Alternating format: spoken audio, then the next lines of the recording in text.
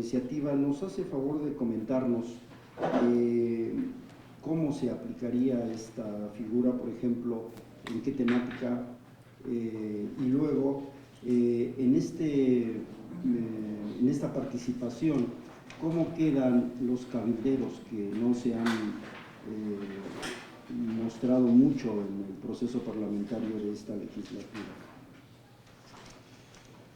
Bueno, sobre esto último,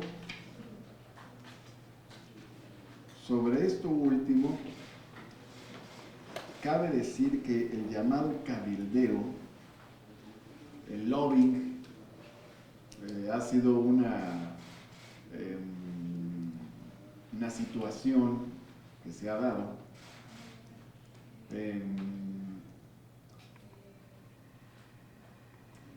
a partir sobre todo del impulso de puntos de vista o necesidades que tienen grupos de interés, que también hay que escuchar. Cuando hablamos de parlamento abierto hablamos de algo mucho más grande, y eso es una gran ventaja. El llamado lobbying, por ejemplo, se ha dado cuando se tocan determinados intereses de ciertas ramas de la economía. Por ejemplo, vamos a suponer, se establece un impuesto al tabaco, entonces las empresas tabaqueras empiezan a cabildear sobre sus necesidades o intereses. Eso es a lo que se le ha llamado el lobbying o el cabildeo. Pero cuando hablamos de parlamento abierto hablamos de algo mucho más grande, donde, suponiendo que este fuera el tema, se escucharía a las empresas, pero también a los consumidores, también a los padres de familia, también a los médicos, también al sector salud público. Es decir, el parlamento abierto significa por eso equidad en la incorporación de los puntos de vista, diversidad en la incorporación de los puntos de vista a la toma de decisiones. El parlamento abierto se expresa a través de múltiples formas.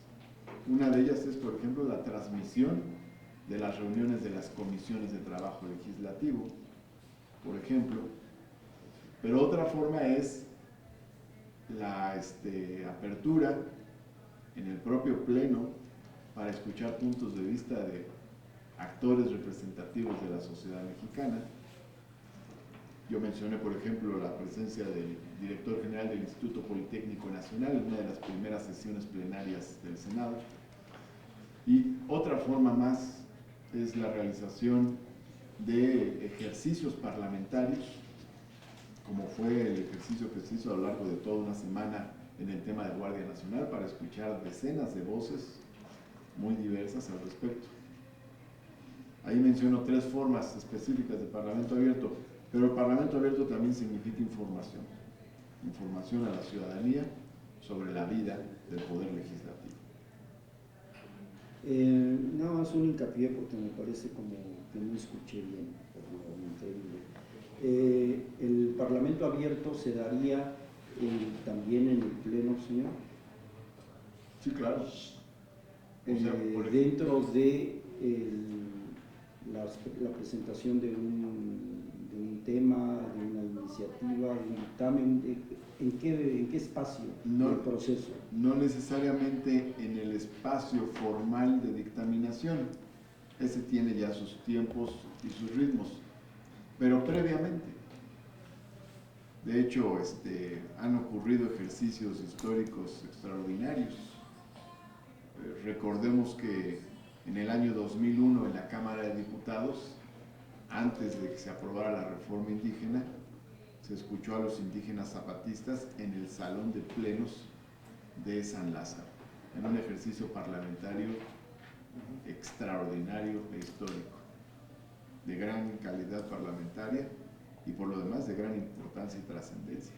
De ese rango sería pero es un ejemplo nada más. No estoy proponiendo que se abra el pleno para discutir todos los dictámenes, ¿verdad?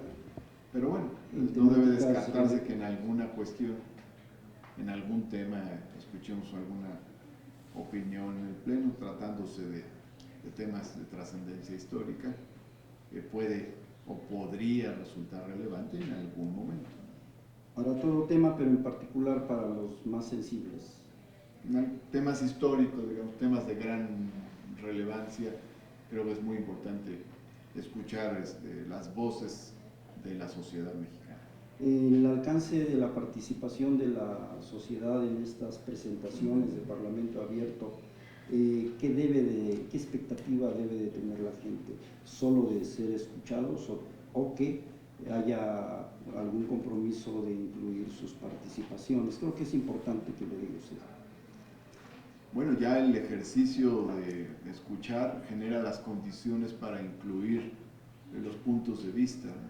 Creo que un ejercicio muy importante fue el de la Guardia Nacional, donde se presentaron muchos puntos de vista y en efecto muchos de estos puntos de vista que se expresaron en el Parlamento Abierto que se abrió para ese momento se incorporaron al dictamen, se transformó la minuta que envió la Cámara de Diputados, cambió sensible y significativamente y se aprobó una minuta que fue enriquecida con los puntos de vista que se presentaron en el Parlamento Abierto.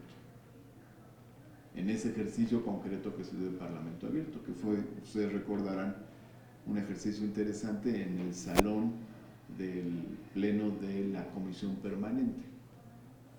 Ahí se hizo un ejercicio durante una semana y se escucharon muchas voces y no fue en vano, sino que muchos de esos puntos de vista se incorporaron. Ahora, esto es un capítulo de la participación ciudadana en materia legislativa. Por eso decía, hay otros que no se tratan aquí, no se abordan aquí. Hay otro muy importante que es el del referéndum. El referéndum, pero ese es otro tema, ese no sé, ese es un tema, digamos, hermano de este. Pero es una cuestión diferente, ¿no? El referéndum sí tiene una implicación decisoria absoluta, ¿no? Como sabemos, la consulta, la propia consulta que ya establece el artículo 35 de la Constitución, puede versar sobre temas del Poder Ejecutivo, puede versar sobre temas del Poder Legislativo. Cuando versa sobre temas del Ejecutivo se acostumbra a llamarle plebiscito, cuando versa sobre temas del Poder Legislativo se le denomina referéndum. Continuamos con preguntas de otro tema. Sí, con todo gusto. Elizabeth Rodríguez.